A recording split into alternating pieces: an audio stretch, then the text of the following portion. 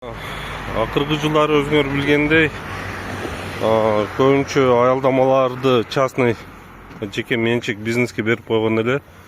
Аялдамага өзүңө дүкөнүңдү куруп, аялдамада да куруп бересиң, ошону карайсың депчи. Азыр жанагы жаңы роддом жактагы, дастаркан магазин жактагы Осмонов көчөдөбүз.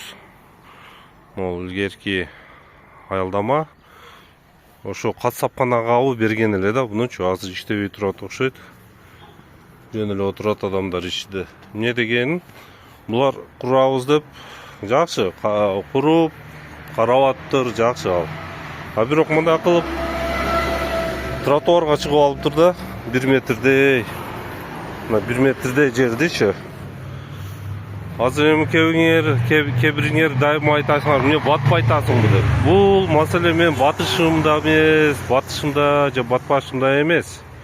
Ооба, кээде батпай калам. Мындай келетсаң, встречный адам келетсе, азыр мисалы үчүн окуудан чыкканда өтө бул жер тар болуп калат экен да. Ошол үчүн бул жакты жылдырыш керек. Кебириңер айтасыңар, эмне буздуруп эле кайф тутасың деп. Жок, кайф тутпайм, бирок бул жер мыйзам боюнча болуш керек. Тротуар бош болуш керек. Анткени бирөөнүн бизнеси, жанагысы деп эле бала чакасыны багып атат деп бирөөнүн акысыга кирбеш керек. Бул жактан алып койсо, дагы бул жерде канча жер турат.